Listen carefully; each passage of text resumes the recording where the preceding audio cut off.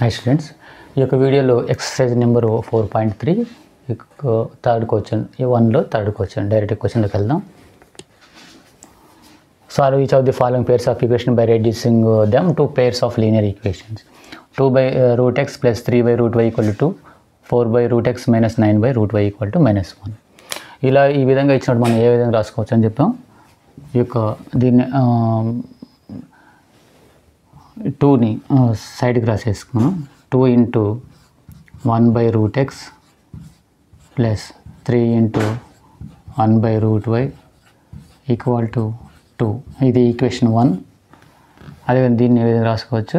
4 × 1/√x - 9 × 1/√y = -1. మనం ఇట్లా ఏ విధంగా ఎందుకు రాస్తున్నాం అంటే దాన్ని మనం ఆ ప్లేస్లో ది 1/√xని p 1/√yని q అనుకుంటే మనం ది ఈక్వేషన్ సాల్వ్ చేయడానికి ఈజీగా ఉంటుంది. అందుకోసం ఈ విధంగా రాసుకోవాలన్నమాట. ఇప్పుడు let B 1/√x = p, 1/√y = q. మనం దీన్ని ఇట్లా ఏ విధంగా అనుకున్నట్టయితే 2 × దీని ప్లేస్లో 1/√x ప్లేస్లో p రాయాలి, అక్కడ q 1/√y ప్లేస్లో q రాయాలి. దీని ఈక్వేషన్ చూద్దాం. ఈ ఈక్వేషన్ 2 × 1/√x అంటే p ప్లస్ 3 × 1/√y అంటే q = 2. ఇది థర్డ్ ఈక్వేషన్. ఇది చూడండి 4. 1/√x అంటే 4p - 9q = -1. ఇది ఫోర్త్ ఈక్వేషన్.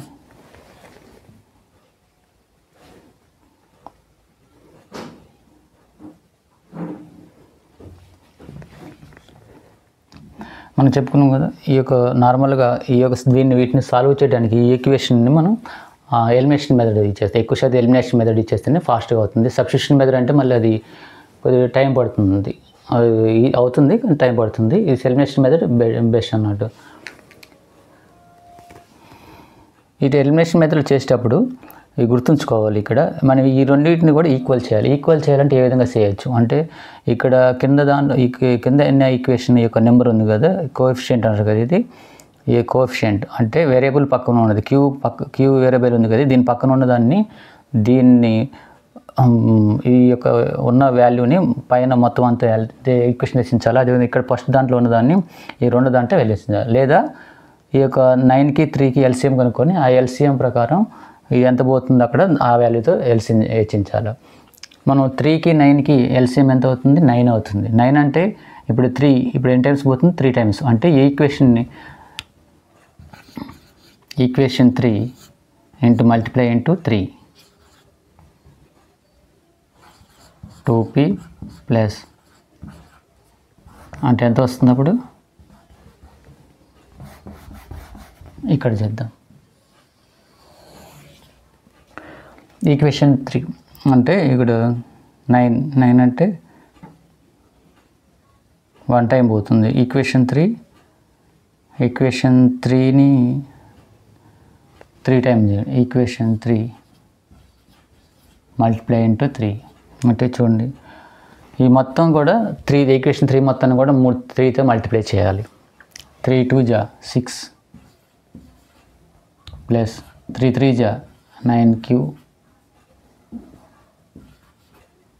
= 3 × 2 = 6. అదేవిధంగా equation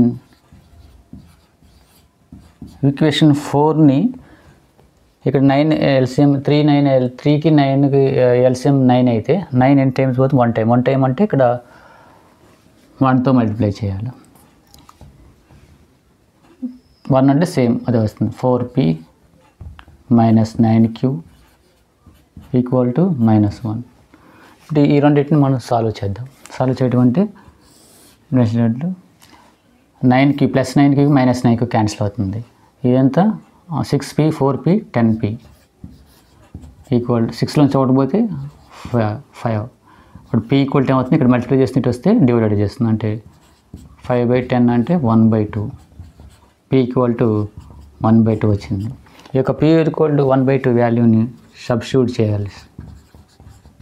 substitute p equal to 1/2 in equation 3 కానీ ఈక్వేషన్ 4లో కానీ సబ్స్టిట్యూట్ చేయాలి.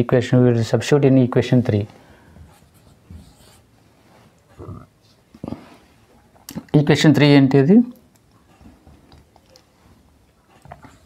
2p + 3q equal to 2.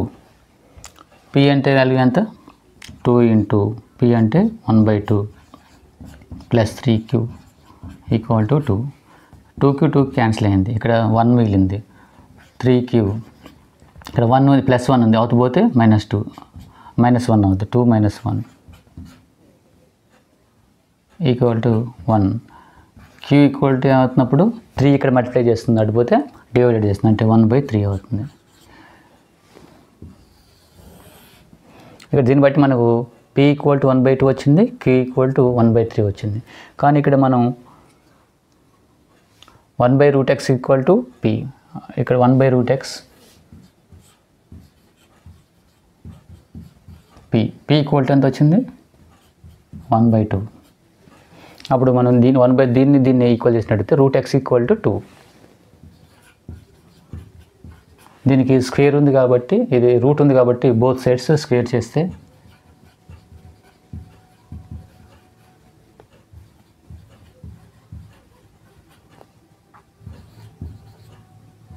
√x² equal 2², అంటే స్క్వేర్కి రూట్కి పోతే x ఈక్వల్ టు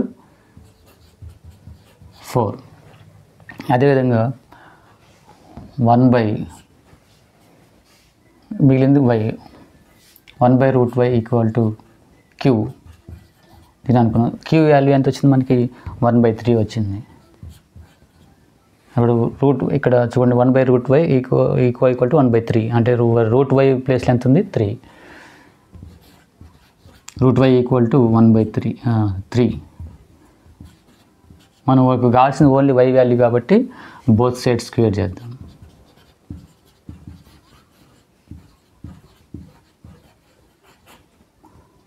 √y అంటే స్క్వేర్ ఈక్వల్ టు 3².